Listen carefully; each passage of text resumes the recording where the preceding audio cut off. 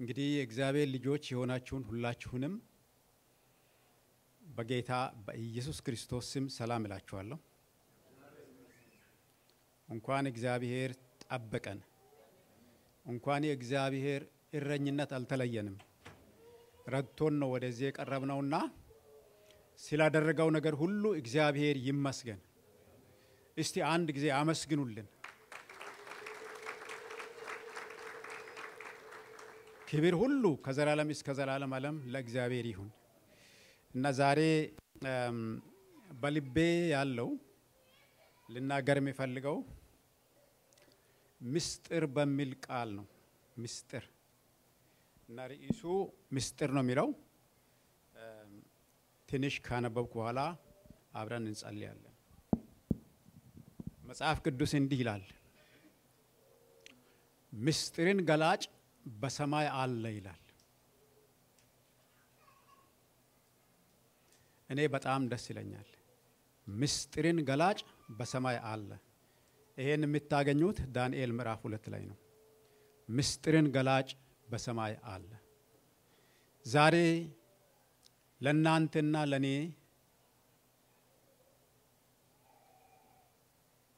ምስጢርን እግዚአብሔር እንደሚገልጥ በጌታ አምናለሁ። ማንም አይገለጥ። ምስጢር ገላጩ ጌታ ለልባችን ምስጢሩን ይገለጥልን። ይሄን እሻለሁ። በሕይወቴ ዘመን ሁሉ የእግዚአብሔር ምስጢር እንዲገለጥ ይፈልጋለሁ። ይሄን ደግሞ በልቤ የተቀመጠውን አብረን እንከፋፈላለን።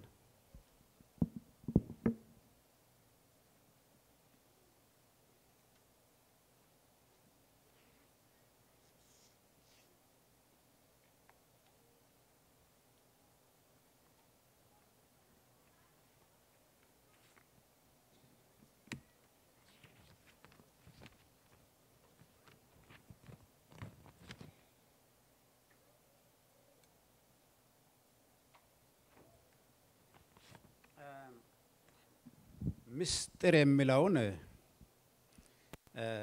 የሚለውን ቃል በቁሙ እንዲህ እንመለከታለን። ምስጢር ድብቅ፣ ስውር፣ ሽሽግ፣ ለልብ ወዳጅ ካልሆነ የማይነገር ማለት ነው። ምስጢር የሚለው አተረጓጎም እንደዛ ይተረጎማል። ደግማለሁ። ምስጢር የሚለው ቃል በቁሙ ድብቅ፣ ስውር፣ ሽሽግ፣ ለልብ ወዳጅ ካልሆነ የማይነገር ማለት ነው ምስጢር ማለት። እና መጽሐፍ ቅዱስ ስለዚህ ምን ይላል ወደሚለው ነው የምንሄደው። ቅድም መነሻ ላይ ዳንኤል ከሆነው ተነስቶ ምስጢርን ገላጭ በሰማይ አለ አለ። አሁንም ምስጢርን ገላጭ በሰማይ አለ። እና ይሄን ካልኩ በኋላ ምስጢርን ገላጭ የሆነው እግዚአብሔር ዛሬ ለኛ ተናግሮ ብንፈልግም ባንፈልግም ገንዘቡ እንዲያደርገን ሕይወታችንን እንዲለውጥ እንዲጎበኘን ከኔ ጋር አብረን እንጸልይ። ስለ ራሳችን እግዚአብሔር ዛሬ ጉብኝት ቀን እንዲሆንልን፣ እግዚአብሔር ለልባችን እንዲናገር ምስጢሩን እንዲገልጥልን፣ ለነቢያት እንደገለጠው ምስጢሩን እንዲነግረን፣ ለሐዋርያት እንደገለጠው ዛሬም ምስጢርን ለኛ እንዲናገር አብረን ሁላችን እንጸልይ። አብረን የምንጸልይበት ጊዜ ነው። ለራሳችን እንጸልይ፣ ለቤተ ክርስቲያን እንጸልይ፣ ለነፍሳት እንጸልይ። የእግዚአብሔር ጉብኝት እንዲሆን እንጸልያለን። ጌታዬ አምላኬ መድኃኒቴ ረዳቴ ለቀደሙት ነቢያት በኋላም በዘመኑ መጨረሻ ለሐዋርያት ዛሬም ለቤተ ክርስቲያን ለልብ ሰዎች ምስጢር የምትናገር ጌታ እለምንሃለሁ።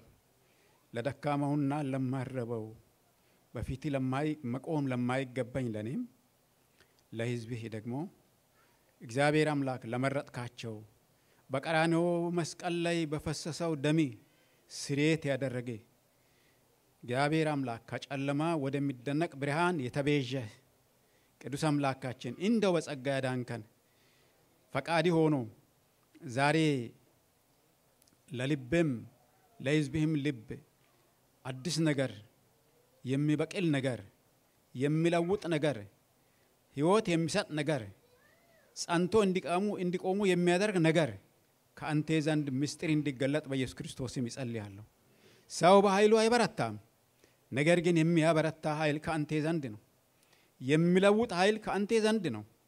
የሚያቆም ኃይል ከአንተ ዘንድ ነው። ያ እንዲመጣ በኢየሱስ ክርስቶስ ስም እለምንሃለሁ። በዚህ ጉባኤ መካከል እየተመላለስህ እስቲ ለውጠን ጌታ ሆይ።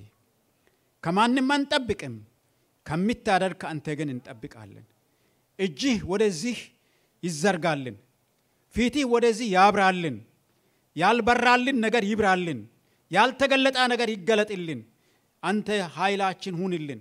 ተናገረን በጌታ በኢየሱስ ክርስቶስ ስም አሜን። ስለ ምስጢር አሁን እንደተናገርኩ ቢነገርም በሮሜ ምዕራፍ 16:25-26 ባለው ክፍል እንዲህ የሚል ቃል ተጽፏል። ከዘላለም ዘመን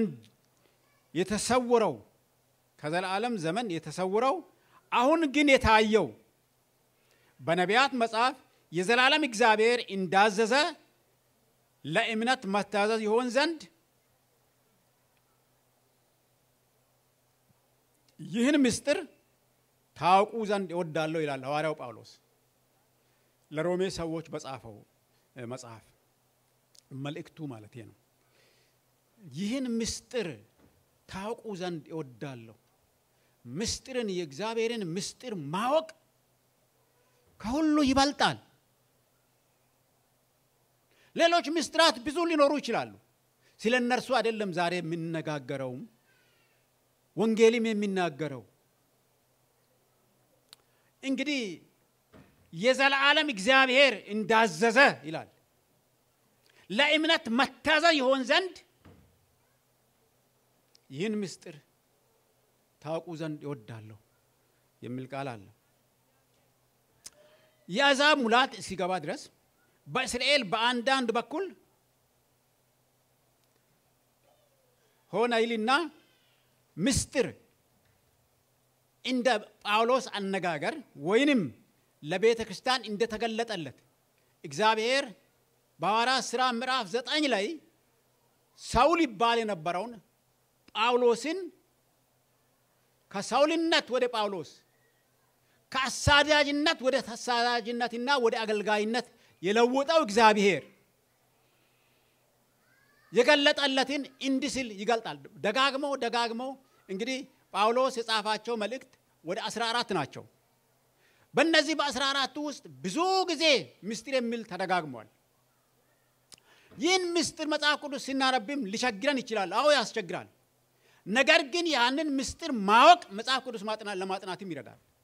ምስጢር የተሰወረውን ወይም ያልተገለጠውን አሁን ግን ሁሉም ያውቁና ይረዱ ዘንድ በእግዚአብሔር የተገለጸውን ለማመልከት ይህን ቃል ጳውሎስ ተጠቅሟል። ጳውሎስ ተጠቅሞ ለዛ ነው እና ከዛ በመነሳት ስንመለከት ምስጢር በመጽሐፍ ቅዱስ ውስጥ ስለ ልዩ ልዩ ሁኔታዎች ይገልጣል። አንደኛ ትስቢያት ወይንም እንግዲህ በግዕዝ ነው ትስቢያት ማለት ይህም የክርስቶስ ሰው መሆን ዮሐንስ ወንጌል ምዕራፍ 1 ላይ የምንመለከተው ነው። ቁጥር 14 ነው መሰለኝ። ክርስቶስ ቃል ሥጋ ሆነ ይላል። ይህ ምስጢር ነው።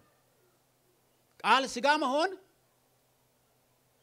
በነቢያት ዘመን በብዙ መልኩ ጽፈዋል። ኢሳይያስ ደጋግሞ ጽፈዋል። ግን ቃል ሥጋ እንደሚሆን ይጻፍ እንጂ ምስጢሩ ተገለጠ እንጂ ድፍን ምስጢር ነበር። ዳንኤል ላይ እንደተገለጸው ምስጢርን ማወቅ ተሸፍኖ ነበር። ግን ይመጣ ነበር ቃል በቃል በኩል ይመጣል፣ በተለያየ በኩል ይገለጣል። ነገር ግን ያው ምስጢሩ ለሚጸልዩት ይገለጣል። ለዳንኤል እንደተገለጠ ለብዙዎች ተገልጧል። ሆኖም ግን ምስጢር ሆኖ የቆየው የክርስቶስ ኢየሱስ በሥጋ መምጣትን አልጻፉም። ይሄ ነው አይሁድ ጌታን ቶሎ መቀበል እንዳይችሉ ያደረጋቸው። ኢየሱስ እንደሚወለድ ያውቃሉ። ቃል ሥጋ እንደሚሆን በዛ ሰዓት የሆነው እስከ ዛሬም አልተረዱትም። አልተገለጠላቸውም። ምስጢርን ገላጭ ግን በሰማይ አለ። እሱ ለገለጠለት ነው የሚሆነው። ለመረጣቸውና ለተጠሩት ነው ምስጢሩ የሚገለጠው። ለአገልግሎት ለጠራቸው ነው ምስጢሩ የሚገለጠው። ወንጌል ለተሰበከለት ሁሉ አይደለም። እንግዲህ እውነት ለመናገር መቼም ሰው በተሰጠው መክሊት ልክ ነው ማገለግለው። ሆኖም ግን አሁን እኔ እድሜን ክርስቲያን ነኝ። ቅርብ ጊዜ ያመኑት ግን ከኔ በጣም ይበልጣሉ። ለምን? ይህን ጥያቄ ሁለት ምክንያት ይኖራል። አንደኛ እንዳመንን እንደተጠመቅን የጌታን ራት እንደምንወስድ ለማደግ ባለመፈለግ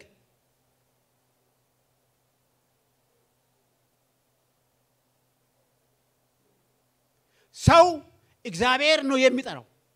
በራሱ ወደ እግዚአብሔር መምጣት የሚችል የለም። ጠሪው እግዚአብሔር ነው። መራጭ እግዚአብሔር ነው። የሚያጸድቅ እግዚአብሔር ነው። ይሄ ሁሉ እግዚአብሔር ስራ እየሰራ ከመረጠን ከጠረን ልጆቹ ካደረገን በኋላ ሰው ምግብ ካልበላ ያድጋል ወይ? ሐዋርያው ጳውሎስ ለዕብራውያን ሰዎች በጻፈው ይሄን ያህል ዘመን ኖራችሁ እንደገና እንደ ሕፃን ወተት ልጋታችሁን የሚለው ለዚህ ነው። ብዙ ጊዜ በጌታ ቤት እየኖርን እንደ ሕፃን ዝም ብለን ከሰው እጅ የምንፈልግ ከሆነ አንድ ሕፃን ወላጆች ድጋፍ መስጠት የሚገባቸው ለጥቂት ጊዜ ነው። ጡት እናት በእጇ ለሕፃን እንዲጠባ የምታደርገው ለተወሰነ ጊዜ ነው። ከዛ በኋላ በራሱ ጡት መጥባት አለበት። ከዛ በኋላ ደግሞ ቀጣይ ጡጦ በራሱ መጥባት አለበት። ቀጣይ ምግብ መጀመር አለበት። ቀጣይ መላላክ አለበት። እንዲህ እያደገ ውጤት ካላሳየ ያ ሕፃን ጤናማ አይደለም። የኛ እንደሚገባ አለማደጋችን እግዚአብሔር ዝም ብሎ ሳይሆን አስቡ። መጽሐፍ ቅዱስ ላይ ሮሜ 8:28 ላይ ነው ይመስለኛል እንዲህ የሚል ቃል አለ። እግዚአብሔርን ለሚወዱ እንደ ሐሳቡም ለተጠሩ ነው የሚለው። እንደ እግዚአብሔር ሐሳብ የተጠራ ሁሉ እግዚአብሔርን ሊወድ ይገባል። ደግሞም ማደግን መፈለግ ይኖርበታል። ለማደግ የሚያበቃውን ነገር መመገብ ይኖርበታል። ሁለተኛ ጢሞቴዎስ 3:14 እስከ 17 ያለውን ክፍል ብናነብ ሁላችን ምናልባት ይሄንን ቃል አላውቅም ልንል እንችላለን። ቃል በእኛ ውስጥ በሙላት ሊኖር ይገባል። ምክንያቱም ማደጊያ ምግባችን የእግዚአብሔር ቃል ስለሆነ የእግዚአብሔር ቃል ማድረግ የሚገባንን ሁሉ ስለሚነግረን መሆን የሚገባንን ሁሉ ስለሚነግረን ሰምተንም አንብበንም ያን መኖር አለመፈለግ የኛ ነው እንጂ እግዚአብሔር ቃሉን ሰጥቶናል። ቃል በእጃችን አለ። በስልካችሁ ነው ያለ፣ በስልኬ አለ፣ በመጽሐፍ ቅዱስ ውስጥ በዚህ ውስጥ አለ። ይህ መጽሐፍ ቅዱስ ራሱ የተጻፈው እግዚአብሔር ለአገልግሎት የጠራቸው ሰዎች እግዚአብሔርን በመታዘዛቸው ምክንያት መንፈስ ቅዱስ መርቷቸው የጻፉት ነው። ይህ መጽሐፍ ቅዱስ የመንፈስ ቅዱስ ምሪት ውጤት ነው። ይህ መጽሐፍ ቅዱስ ዛሬ እኛን የሚያገለግለን ይሄ መጽሐፍ ቅዱስ ሳይኖራቸው ይሄን አንብበው ሳይረዱ ለእግዚአብሔር ታዘው ይሄን ለኛ ለበረከት አድርሰውልናል። መታዘዝ፣ ቃሉን ማወቅ። ሕዝቤ ቃሉን ባለማወቅ ጠፍቷል ይላል ሆሴዕ ምዕራፍ 6 ላይ። ሕዝቤ ይላል፣ ሕዝቤ ባለማወቅ ጠፍቷል። እግዚአብሔርን አለማወቅ መጥፋት ነው። እግዚአብሔርን አለማወቅ መጥፋት፣ ያውም የዘላለም ጥፋት፣ ያውም ገሃነመ እሳት ነው። ይሄ ወንጌል በጌታ በኢየሱስ ክርስቶስ ስም እግዚአብሔርን እንድናመልክ ነው፣ እንድናምን ነው የተጻፈው። እንድናመልክ ነው የተጻፈው። አንብበን እንድንኖርለት ነው የተጻፈው። ይህንን አላነብም ማለት የኛ ነው። አዘንም እግዚአብሔር ምስጢሩን ገላጭ አለ መጽሐፍ ቅዱስ። ከዛ በኋላ እውነተኛ ምስጢር ገላጭ ደግሞ መንፈስ ቅዱስ በቃሉ ፍቺ ያበራል። የቃሉ ፍቺ ሁሉን ለኛ ይገልጥልናል የቃሉ ፍቺ ደግሞም ስንጸልይ ወይም ቃሉን በእውነት ልባችንን አፍሰን ስናነብ የሚሆን ነገር አለ ሳናውቅ ወደ ተመስጦ እንሄዳለን በህይወቴን አውቃለሁ ጸጋ የሚወሰድ የሚመጣ ነገር ነው በታዘዝን ልክ ጸጋን እግዚአብሔር አብዝቶ ይሰጣል ልናገለግለው ልንኖርለት በታዘዝን ልክ እግዚአብሔር ይባርከናል ወደ ተመስጦ ያመጣናል ወደ እሱ ነገር ወደ ሰማያዊው በረከት ይወስደናል በህይወቴ ልምድ አድርጌ አውቃለሁ ስንተው ይተወናል ጌታ ከዛ ይጠብቀን ስንታዘዘው ቃሉን እስቲ ዮሐንስ ወንጌል ምዕራፍ 7 ላይ እንዲህ የሚል ቃል አለ የተጠማ ቢኖር ወደኔ ይምጣና ይጠጣ የሕይወት ውሃ ምንጭ ከሆዱ ይፈልቃል የተጠማ ለተጠማ የሚሰጥ ነገር ነው ጌታ ለተጠማ የሚሰጥ ነገር አለ ይህም መንፈስ ቅዱስ ነው ያልቀጥሎ ባለ ቁጥር ላይ መንፈስ ቅዱስ ተጠምተን ስንጸልይ ተጠምተን ወደ ጌታ ስንቀርብ ተጠምተን ሕይወት ቃል የሆነውን እግዚአብሔርን ቃል አዘውትረን ስናነብ በጊዜም ያለ ጊዜም ስንጠቀምበት በጊዜም ያለ ጊዜም ፊቱን ስንፈልግ የሕይወት ውሃ ምንጭ በእኛ ውስጥ ያፈሳል ክብር ለእግዚአብሔር ይሁን የሕይወት ውሃ ምንጭ የቃል ሙላት የመንፈስ ቅዱስ ሙላት የጸሎት ኃይል ከእግዚአብሔር ጋር ግንኙነት ይበዛልናል ለዚህ እኛ በእኛ በኩል ያን ማድረግ በራሳችን ኃይል የለም አይቻልም የሚያደርግ እግዚአብሔርን በመፈለግ ግን ይሆናል እላን ደካሞች የከበረባችሁ ሁሉ ወደ እኔ ኑ እኔ አሳርፋቸዋለሁ ይላል በሱ እንድናረፍ ያደርጋል ለነፍስ ይሰጣል እንደ ቃሉ ምስጢር ይገልጣል ያ ምስጢር ሁሉን ምስጢር ይገልጣል መንፈሳዊ ምስጢር ይገልጣል እንግዲህ ቁጥር 1 ላይ ምስጢር አንዱ ምስጢር ክርስቶስ ሰው መሆን ነው ብለናል ክርስቶስ ስጋ ባይለብስ ከእግዚአብሔር ዘንድ ባይላክልን ፈቅዶ ባይመጣልን ስጋ ለብሶ ስለኛ ሲል ሰው ባይሆን የሚራብ የሚጠማ የሚደማ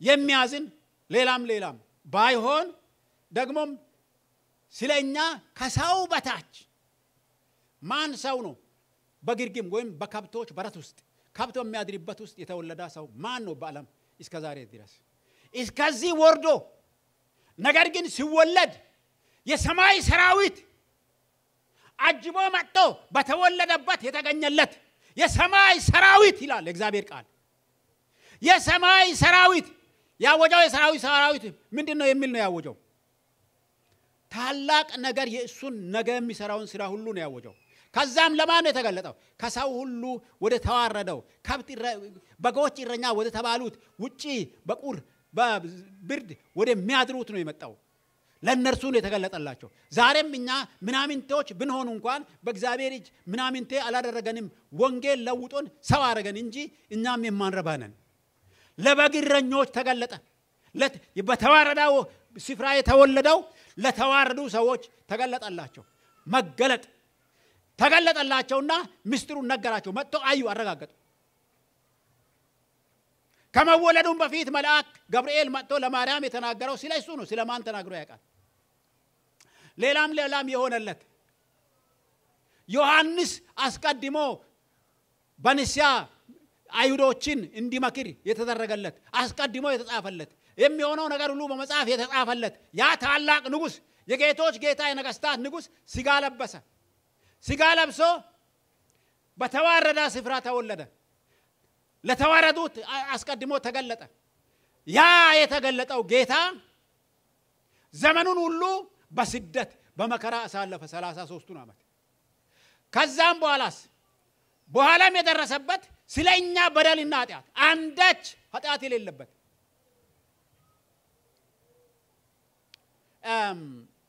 በኦርቶዶክስ እንደሚሉት ነገር አለ አዳም ቢሶት ነው ምናምን የሚባል ነገር የአዳም ኃጢአት ውርስ የሚባል ነገር አለ የአዳም ግዕዝ ነው ያ ግን ምን ማለት ነው በአማርኛ የአዳም ኃጢአት ከአዳም እስከ ክርስቶስ ድረስ ወርዶ ነበር ግን ያም የለበትም በክርስቶስ ላይ ክርስቶስ ያ የለበትም መለኮት ነው ደግሞም ሰው ነው ሰውና መለኮት አንድ ሆኖ ነው የተወለደው ያም ለእኛ ሊታይ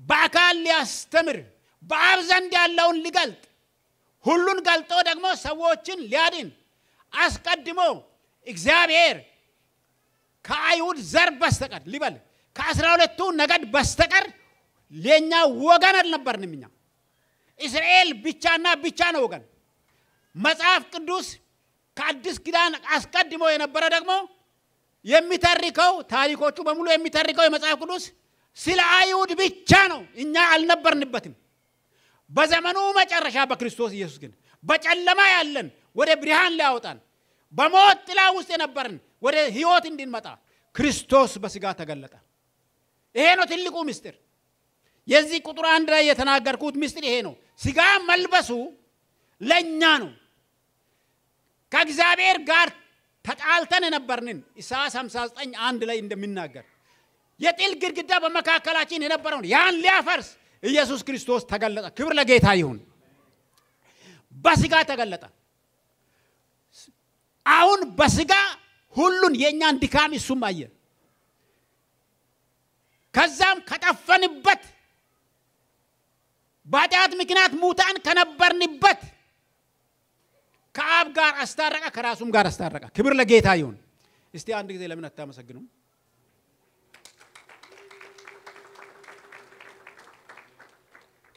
ይሄ ነው ምሕረቱ ከአብ ጋር አስታረቀን ከራሱ ጋር አስታረቀን ኤፌሶን 2 ላይ እንደሚናገር ከቁጥር 1 ጀምሮ ሲናነብ ለጨለማ ገዥ በአየር ላይ ስልጣን ላለው የምንገዛ የፈቃዱን የምናደርግ ነበር ከዛ ነው ያወጣን ተቤዠን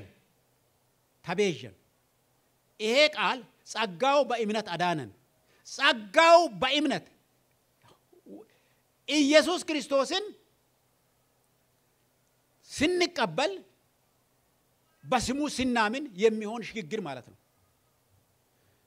በልብ ሮሜ 10 ላይ እንደተጻፈው በልብ አምኖ በአፍ መመስከር ማለት ነው ያ ነው እኛን ያዳን ሌላ ምንም የሰራነው ነገር ከኛ የሆነ ነገር ምንም የለም የመረጠን እሱ ምሕረት የሰጠን እሱ ያን ሊሰራ ነው የመጣው ይሄን ደግሞ ቀራንዮ መስቀል ላይ አስቀድሞ እንዳስተማረ በተግባር ፈጸመ አሁን ወደ ቀራንዮ መስቀል ሲጓዝ እየተገረፈ እርጥብ እንጨት ተሸክሞ እየወደቀ እየተነሳ እዛ ላይ ወጣ ከዛም በኋላ በቀራንዮ መስቀል ላይ ብዙ ድራማ ነው የሆነው የፈወሳቸው መና ማለት ሁለቱን አሳና 5ቱን እንጀራ ባርኮ ያበላቸው ከበሽታ የፈወሳቸው ብዙ ያደረገላቸው ሰዎች ይፈርዱበት ነበር ይዘብቱበት ነበር ይሳደቡ ነበር ብዙ ያደርጉ ነበር በመጨረሻም ከጀርባው ከጅርፋቱ የሚወጣው ደም በራስ ላይ ከተደረገው እሾክ አክሊል የወጋው ደም ደግሞም እጁና እግሩ ተቸንክሮ በሚስማር ሲወጋ ሚስማር ችካል ነው የሚባለው ችካል ነው ሚስማርም አይደለም በችካል ነው የተሸከለው ችካል ትልቅ ብረት በዛ ነው የተመተው ያ ደም በጦር ተወግቶ የፈሰሰው ደም መስቀል ላይ የፈሰሰው ደም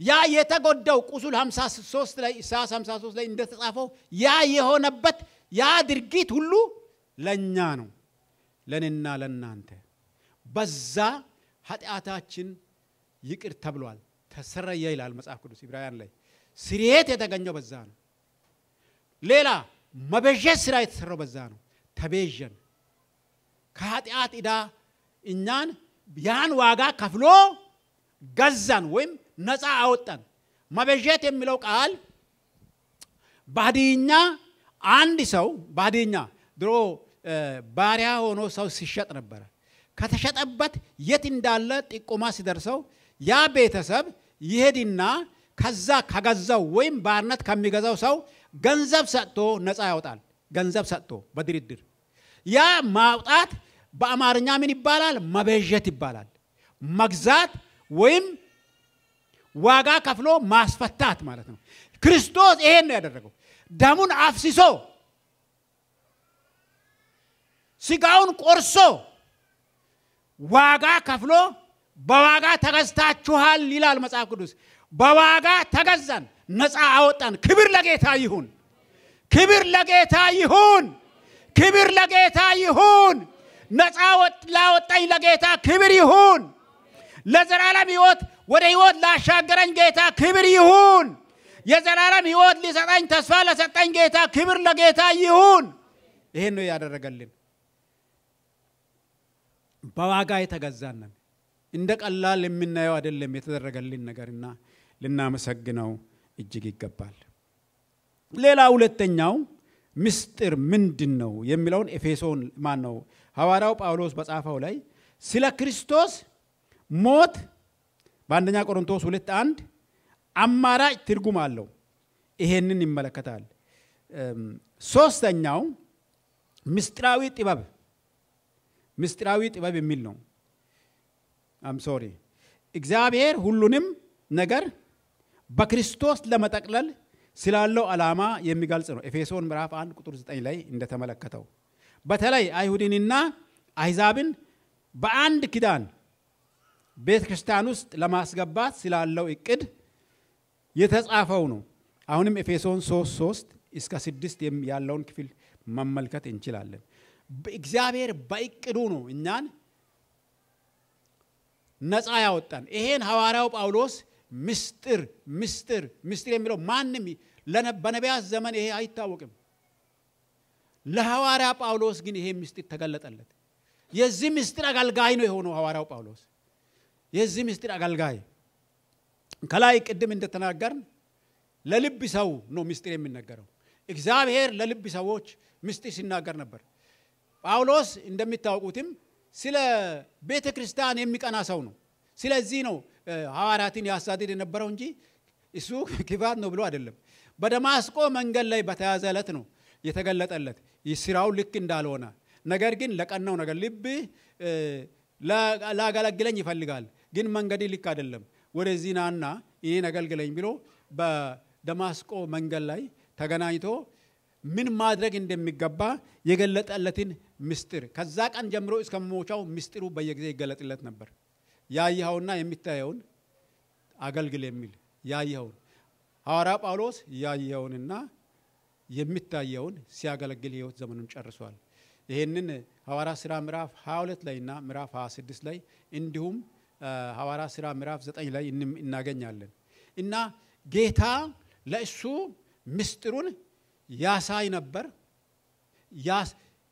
አይቷል በዛ በብርሃን በያዘ ጊዜ ድምጹንም ሰምቷል ቀጥሎም በየጊዜው ይሄ ይገለጥለት ነበር ይሄን ምስጢር እንደ ጳውሎስ ከሐዋርያትም ውስጥ ያናል ምስጢር የገለጠ ሰው የለም ማለት ይችላል ሌሎችም በሌላ በተሰጣቸው ጸጋ መጠን አገልግለዋል ሌሎችም አላገለገሉም ማለት አይደለም በብዙ መንገድ አገልግለዋል ግን የሐዋርያ ጳውሎስን ያህል አሕዛብን የሰበካ የአሕዛብ ቤተክርስቲያንን ያሰፋ የለም በሌላም ደግሞ ምስጢራትን በመግለጥ እንደ ሐዋርያ ጳውሎስ የሆነ የለም ከ12ቱ ሐዋርያት ውጪ ነው እሱ በኋላ እግዚአብሔር ያስነሳውና በርግጥ እግዚአብሔር ሐዋርያ ያደረገው ጌታ ኢየሱስ አግኝቶት በራሱ ሐዋርያ ያደረገው ሰው ነው ግን ከዛም እንደ ሐዋርያት አልተማረም አይማር እንጂ የሚበልጥ አስተማሪ የሆነው መንፈስ ቅዱስ እሱን ምስጢራትን እየገለጠ የቃሉን ፍቺ ያበረለት ታላቅ ነገር እንዲያደርግ 14 መጽሐፍት እንዲጽፍ ያበቃው እግዚአብሔር ነው ክብር ለጌታ ይሁን እግዚአብሔር ምስጢር ገላጭ ነው በዚህ አጋጣሚ አንድ ነገር መናገር ይፈልጋለሁ እኔ ቅድም እንደተናገርኩ እድሜ እዚህ ደርሷል ለምን የበለጠ በዓለም ሁሉ የሚፈለግ ሰው ለምን አልሆንኩም ቅድም እንዳልኩትም እኔ በዛ ልክ ባለመቅረቤ ባለመታዘዜ ወደ ልቡ ከልጆች እንኳን ወደ ልብ የሚገቡ ልጆች አስተውሉ ልጅ ያላችሁ ልጆችም ወላጆችን አስቡ ምን ያህል ለእናንተ እንደሚጨነቅ አታውቁም ወላጅ በጣም ይወዳቸዋል ጀስት ልጆች ወደ ጉያ በቀረቡ ልክ የበለጠ ይወደዳል ወደ ጌታ ጉያ በቀረብን ልክ ከሱ ምስጢር ለማወቅ በጠየቅን ልክ ሁሉን ይገልጣል አባት ልጅ የሚጠይቀውን ለመመለስ የማይፈልግ ማን ነው በጠየቅን ልክ ወደ ጉያው በቀረብን ልክ ምስጢር ይገልጣል ለምሳሌ አንደኛ ነገሥት ምዕራፍ 2 ቁጥር 1 ጀምሮ ሲናነብ ዳዊትንና ሰሎሞንን እንመለከታለን ዳዊት ሰሎሞን ወደ ዳዊት በጣም ይቀርብ ነበር እናቱም እንዲሁ ለአባቱ ተወዳጅ ነበረች ስለዚህ እግዚአብሔር ዳዊት ምን አለ ምስጢሩን ብዙ ልጆች ነበሩት ዳዊት ከነዛ ውስጥ ለሰሎሞን ብቻ ምስጢር ገልጧል ለሰሎሞን ብቻ የንጉስና ስልጣን እንዲቀበል ለእግዚአብሔር ሰጥቶ እግዚአብሔር ደግሞ አጽድቆለታል ንጉስ የመሆን ዘሩ ሁሉ የሰሎሞን ዘር ወደ ታች ነገስታት እንዲሆኑ ወደ አባቱ በመቅረቡ ዛሬም እኔና እናንተ አባታችን ጌታ አምላካችን እግዚአብሔር ነው እሱን እንቅረበው ምስጢር ገላጭ ለኛ የኛ ጣዖት ልጆች አይደለንም እያንዳንዳችንን ይወደናል የመረጠና የጠራን እኮ ለዛ ነው ስለዚህ ወደ ጉያው እንቅረብ ወደ ጉያ እንቅረብ ያን ጊዜ በፈለግን ልክ በቀረብን ልክ ወደ ጉያው በቀረብን ልክ ምስጢር ለማወቅ በፈለግን ልክ እግዚአብሔር ይባርከናል ይህን በረከት ለመቀበል ግን አሁንም ብቸኛ መንገድ ስለ እግዚአብሔር ማወቂያ መንገድ መጽሐፍ ቅዱስና መጽሐፍ ቅዱስ ነው ጸሎትና ጸሎት ነው መንፈስ ቅዱስ ይሰጠናል መንፈስ ቅዱስ ነው ሁሉን የሚገልጥልን ይገልጣል ያን እንድንሆን እግዚአብሔር ይርዳን